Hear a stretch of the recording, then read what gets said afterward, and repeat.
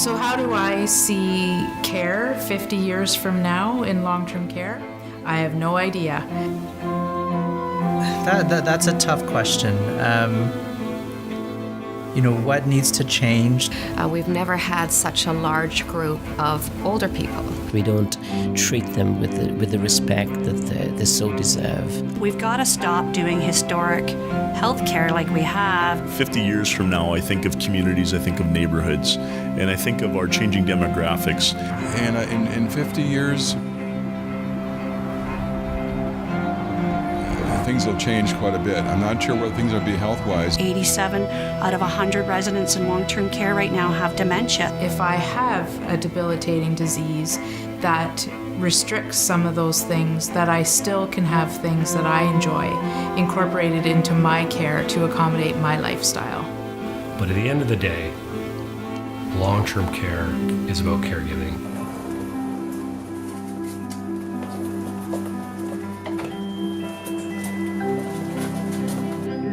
Oh my! Nice. Oh, look.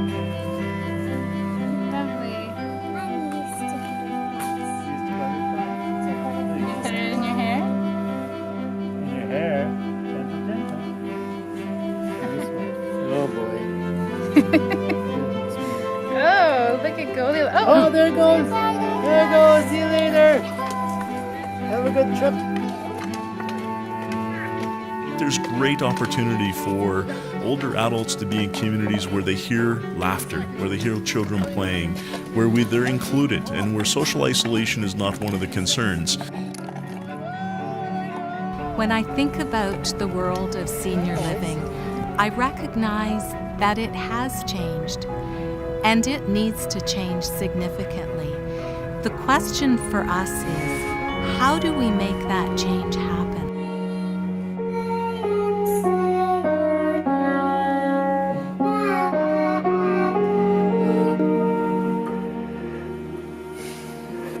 Do I like this? Oh no, I do not. This is not a good game, except the fish is. I think that culturally it is so important for young people to know who their grandparents are, and for the grandparents to have an opportunity to know their grandchildren and to know that they are valued. I hope there comes a time when my daughter has a chance to spend a Friday night with her friends and a Friday night with her grandparents, and she chooses her grandparents. As a young person growing up in an Irish family, every weekend was about family. It often involved food and drink and celebration and grandparents and aunts and uncles. And we've become extremely busy as human beings. And we program our children, and we program simply, it's nonstop. And I think it's created some void in connection with older adults, with grandparents. How do I feel about Mom living here with me? I sincerely feel lucky and blessed. I'm one of 7 kids, and to have her here during this chapter in her life, it contributes to the chapter of life that I'm in right now.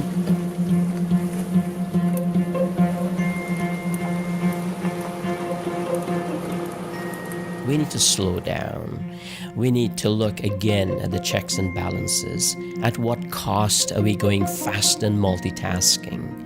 We are trying to do so much all the time in so little time. People always say that, society is just getting faster and faster and faster. Where when you age, you get slower and slower and slower. Everybody is so caught up in busyness.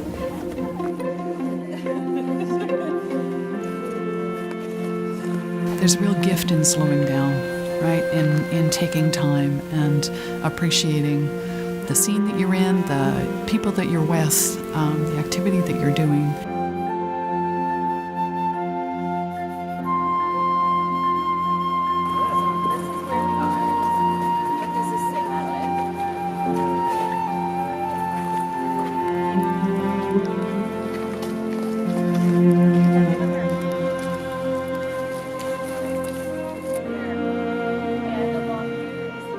I think we have a great opportunity to learn from the many new Canadians that come to our country, because family is everything to them.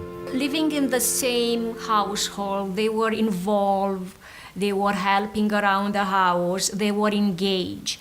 And I think This is the piece we need to learn. One of the vulnerable others would be the elderly.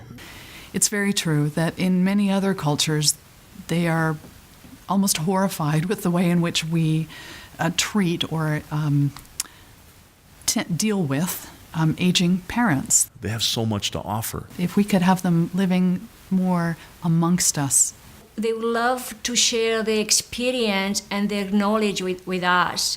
We should be getting to know them, spending time with them, talking to them. When I think about change, the words that come to mind are collaboration and integration. But what does that really mean? What does that look like? This is a long-term approach, and that requires bold leadership, strong leadership, and a significant visioning community exercise around well-being, what our health looks like to advance us. Because, the plus of this is that we're living longer, and we should celebrate that. We all have to work together in order for change to happen, and it's no more working out of silos. It's sitting down, the senior at the center, and what does that senior need, not what we need. We speak about reality, but it is we, as members of society, as policymakers, as administrators, as thinkers, as ethicists, as healthcare professionals, it is we who need to advocate and have our voices heard loud and clear, that we're not, whose needs are we serving? I think if we continue to focus on our caregivers and allowing them to pursue the passion that they have with caregiving in the most, beneficial way that they know how.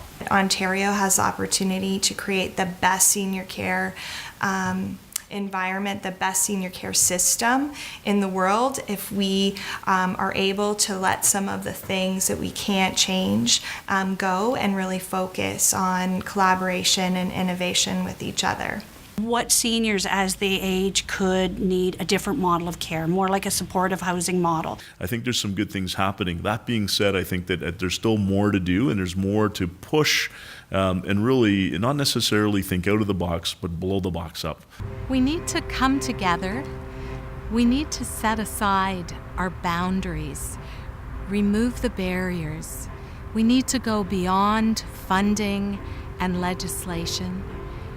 And yes, we need to put aside our egos, and we need to come together with the senior at the center and figure out what that world of senior living can look like and feel like.